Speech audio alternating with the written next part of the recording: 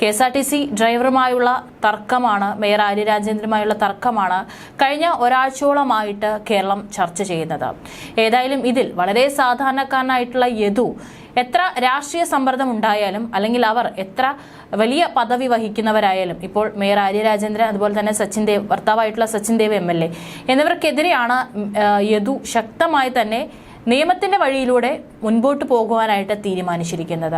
അതിനിടെ പല ഭാഗത്തു നിന്നും യദുവിനെതിരെ പല രീതിയിലുള്ള കേസുകളും അല്ലെങ്കിൽ മറ്റു രീതിയിലുള്ള വിമർശനങ്ങളെല്ലാം തന്നെ ഉയർന്നു വരുന്നുണ്ട്. അതിലൊക്കെ എത്രത്തോളം സത്യസന്ധത ഉണ്ട് എന്നുള്ള കാര്യത്തിലൊന്നും ഇതുവരെ ഒരു വ്യക്തത വന്നിട്ടില്ല. ഏതായാലും ഇപ്പോൾ KSRTC ഡ്രൈവറുമായുള്ള തർക്കത്തിൽ മേയർ ആര്യ രാജേന്ദ്രനും സച്ചിൻ ദേവ് MLAക്കുമെതിരെ ജാമ്യമില്ലാ വകുപ്പ് പ്രകാരം കേസെടുത്തുവെങ്കിലും തൽക്കാലം അറസ്റ്റ് ചെയ്യില്ല. KSRTC ഡ്രൈവർ യദുവിന്റെ ഹർജിയിൽ കോടതി നിർദ്ദേശപ്രകാരമാണ് കേസെടുത്തത്. മേയറടക്കം 5 പേർക്കെതിരെയാണ് കന്റോൺമെന്റ് പോലീസ് കേസെടുത്തത്. ഈ സാഹചര്യത്തിൽ പ്രതികൾ മുൻകൂർ ജാമ്യം തേടിയേക്കും. കോടതിയിൽ യദുവിന്റെ പരാതിയിൽ സൂചിപ്പിച്ചിട്ടുള്ള അതേ കാര്യങ്ങൾ തന്നെയാണ് FIR-ലുള്ളത്. വളരെ ഗുരുതരമായ കാര്യങ്ങളാണ് FIR-ൽ എഴുതിയിട്ടുള്ളത്.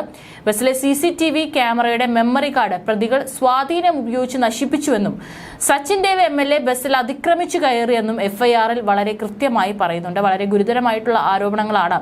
ഇപ്പോൾ അവർ മേയർ MLA ആണ് എന്നൊന്നും നോക്കാതെ വളരെ ഗുരുതരമായിട്ടുള്ള ആരോപണങ്ങളാണ് FIR-ൽ എഴുതിയിട്ടുള്ളത്.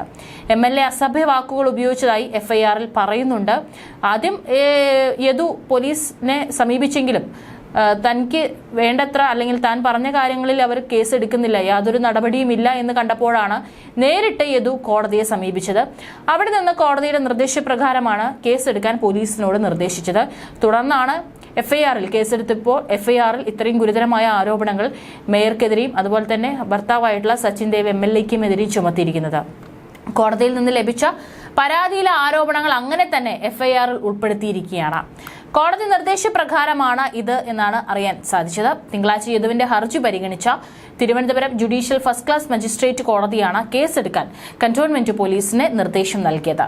ഔദ്യോഗിക കൃത്യനിർവഹണം തടസ്സപ്പെടുത്തി അനധികൃതമായി തടങ്കലിൽ വെച്ചു തുടങ്ങിയ ആരോപണങ്ങളാണ് ഡ്രൈവർ ഹർജിയിൽ ഉന്നയിച്ചിട്ടുള്ളത്.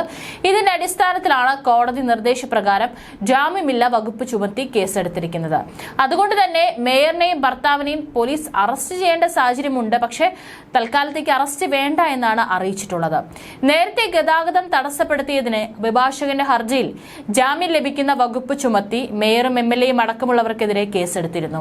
അഭിഭാഷകൻ ബൈജു നോയൽ സമർപ്പിച്ച ഹർജിയിൽ കോടതി നിർദ്ദേശപ്രകാരം കന്റോൺമെന്റ് പോലീസാണ് കേസെടുത്തത്. ബൈജുവിന്റെ മൊഴി കന്റോൺമെന്റ് പോലീസ് രേഖപ്പെടുത്തും. കൂടുതൽ സാക്ഷികളെ കണ്ടെത്തി മൊഴിയെടുക്കാനും പോലീസ് ശ്രമം തുടങ്ങി. ഇത്രയും കാലമായിട്ടും ഇത്രയും ഗുരുതരമായ ഒരു വീഴ്ചയാണ് സംഭവിച്ചതെങ്കിലും മാത്രമല്ല ഇതിൽ പ്രതിസ്ഥാനത്ത് നിൽക്കുന്നത് മേയറും അതുപോലെ തന്നെ ഭർത്താവായിട്ടുള്ള സച്ചിൻ ദേവ് MLA ആയിട്ട് പോലും ആ ബസ്സിൽ സഞ്ചരിച്ചിരുന്നവരുടെ മൊഴിയെടുക്കാൻ പോലും പോലീസ് ഇതുവരെയും തയ്യാറായിട്ടുണ്ടായിരുന്നില്ല. ഏതായാലും ഇപ്പോൾ കോടതിയും കടുപ്പിച്ചതോടെ ഇനി ആ ബസ്സിൽ അന്ന് യാത്ര ചെയ്യുന്നവരുടെ നേരിട്ട് പോയി അവരുടെ മൊഴിയെടുക്കാനുള്ള സാധ്യതകളൊക്കെ മുൻപിലുണ്ട്. CCTV ദൃശ്യങ്ങൾ പരിശോധിച്ച് സംഭവ സ്ഥലത്തുണ്ടായിരുന്നവരെ കണ്ടെത്തുകയും അതുപോലെ തന്നെ സാക്ഷിമൊഴി രേഖപ്പെടുത്താൻ ഉടൻ തന്നെ സാധ്യതയുണ്ട്. അതേസമയം മേയർ ആര്യ രാജേന്ദ്രനുമായി തർക്കമുണ്ടായ ദിവസം KSRTC ഡ്രൈവർ യദു ഡ്രൈവിംഗിനിടയിൽ ഏകദേശം 1 മണിക്കൂറോളം മൊബൈലിൽ സംസാരിച്ചതായി പോലീസ് കണ്ടെത്തിയിട്ടുണ്ട്. തൃശ്ശൂരിൽ നിന്ന് സംഭവം നടന്ന പാളയത്ത് എത്തുന്നതുവരെ യദു പലപ്പോഴായി 1 മണിക്കൂറോളം ഫോൺ ഉപയോഗിച്ചിട്ടുണ്ടെന്നാണ് പോലീസ് വ്യക്തമാക്കുന്നത്. ഇതുമായി ബന്ധപ്പെട്ട് തിരുവനന്തപുരം സിറ്റി പോലീസ് KSRTCക്ക് റിപ്പോർട്ട് നൽകി. ഈ റിപ്പോർട്ട് പരിഗണിച്ച് യദുവിനെ സർവീസിൽ നിന്ന് പിരിച്ചുവിടും. ലൈസൻസ് റദ്ദാക്കാനും സാധ്യത ഏറെയാണ്.